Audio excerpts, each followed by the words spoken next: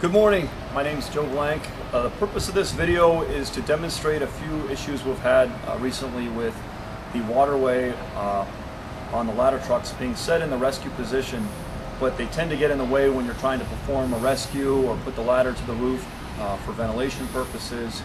And we'll show you a technique that we picked up from New York and Boston just recently with just setting our ladder back a little further back from the building if possible. I know there are times when there's snow and parked cars that we may not have that option, but if we do, to be able to park the ladder truck back just a little bit further off the face of the building, and an example such as Wright Street where you have just a sidewalk and a parked car, and then we're parking up near the vehicle, just enough room to put our outriggers out.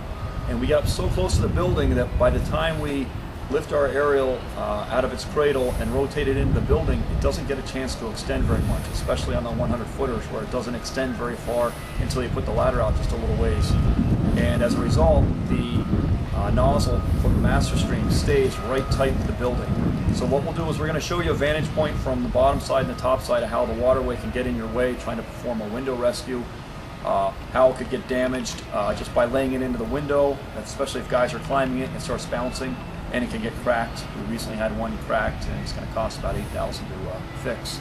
And then lastly, we also had some wiring on one of our waterways on the control nozzle get melted because it was up against a building, kind of in that precarious position right up along the roof line where heat was coming out and exposing it. So by placing the rig back a little bit, if we have a 100-footer and we've got plenty of ladder left, place it back another 10 feet or so from the building, use some of that ladder if you have it available, and that way it'll keep our waterway from getting cracked, it won't jam up your window for rescue, and it'll protect our wires on that waterway from getting melted and so forth. So we're going to show you a few vantage points, and then we'll show you some issues as far as these older reserve ladder trucks that get used pretty frequently as backups, and how we're having pinning issues with the waterway getting pinned in both the rescue and master stream device application at the same time, and when pressure gets applied, these waterways will get racked, or the ladders get racked because they're pinned in two different locations.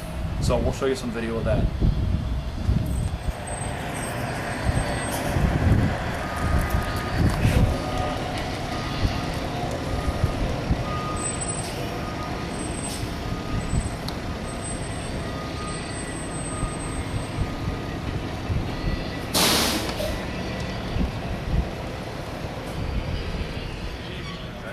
Okay, in this application, you can see the ladder. Here's a close-up. It's pretty tight to the building for rescue, but when it's that close, it's tough for the operator to see real clearly how close they're getting. The tip of the ladder is just a hair above the windowsill.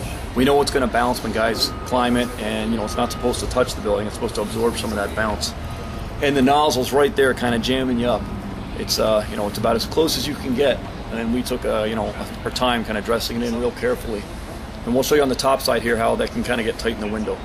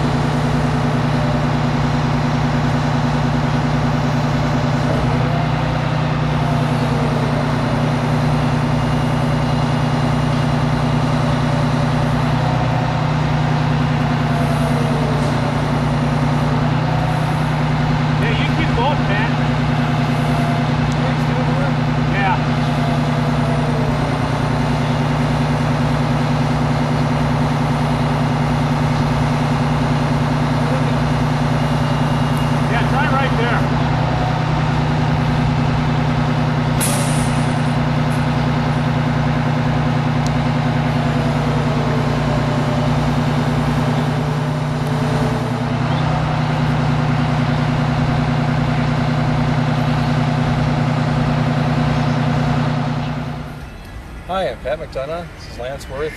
Today we're demonstrating this nozzle, how to change it over from the rescue position to the defensive mode position. There's 2 pins, one on each side of this that have to be pulled. There's a small button in the center that has to be compressed first. And we slide the whole monitor forward about 6 inches. So we'll pull these pins.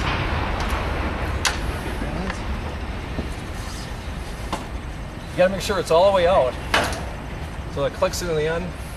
And repin it to the forward position on each side. Now you're in the defensive mode. Always store this in the rescue position when you're done with it. Push it back and repin it in the rear. Okay, this is engine 22, one of our newer engines.